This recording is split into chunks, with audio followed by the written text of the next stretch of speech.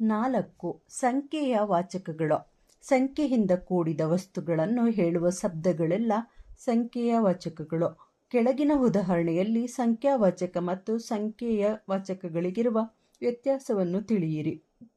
ಉದಾಹರಣೆ: ಸಂಖ್ಯಾವಾಚಕ, ಸಂಖ್ಯೆಯ ವಾಚಕ: 2, 2, ಎರಡನೆಯ; 3, ಮೂವರು, ಮೂರನೆಯ, ಮೂರರಿಂದ; 5, 5, ಐದನೆಯ.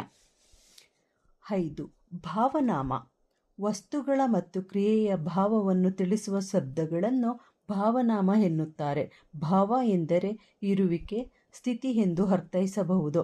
ಉದಾಹರಣೆ: ಬಿಳಿಯದರ ಭಾವ ಬಿಳುಪು, ಆಡುವುದರ ಭಾವ ಆಟ. 6. ಪರಿಮಾಣವಾಚಕ.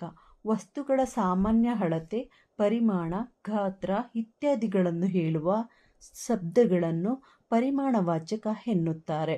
ಉದಾಹರಣೆ: ಪರಿಮಾಣ: ಹಲವು, ಕೆಲವು ಅಥವಾ ಹಲವು ನದಿಗಳು, ಕೆಲವು ಹಣ್ಣುಗಳು. ಗಾತ್ರ: ಅಷ್ಟು, ಇಷ್ಟು ಅಥವಾ ಗುಡ್ಡದಷ್ಟು, ಆನೆಯಷ್ಟು.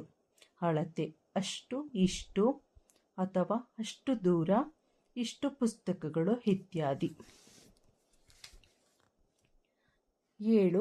ಪ್ರಕಾರವಾಚಕ. ವಸ್ತುಗಳ ಸ್ಥಿತಿ ಅಥವಾ ರೀತಿಗಳನ್ನು ತಿಳಿಸುವ ಶಬ್ದಗಳನ್ನು ಪ್ರಕಾರವಾಚಕ ಎನ್ನುವರು.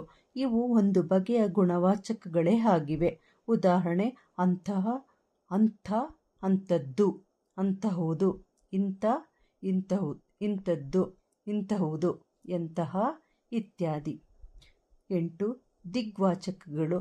ದಿಕ್ಕುಗಳ ಹೆಸರನ್ನು ಸೂಚಿಸುವ ಶಬ್ದಗಳನ್ನು ದಿಗ್ವಾಚಕ ಎನ್ನುವರು. ಉದಾಹರಣೆ: ಉತ್ತರ, ದಕ್ಷಿಣ, ಪೂರ್ವ, ಪಶ್ಚಿಮ, ಈಶಾನ್ಯ, ಆಗ್ನೇಯ, ವಾಯವ್ಯ, ನೈಋತ್ಯ, ಮೂಡಣ, ಪಡುವಣ, ಬಡಗಣ, ತಿಂಕಣ ಇತ್ಯಾದಿ.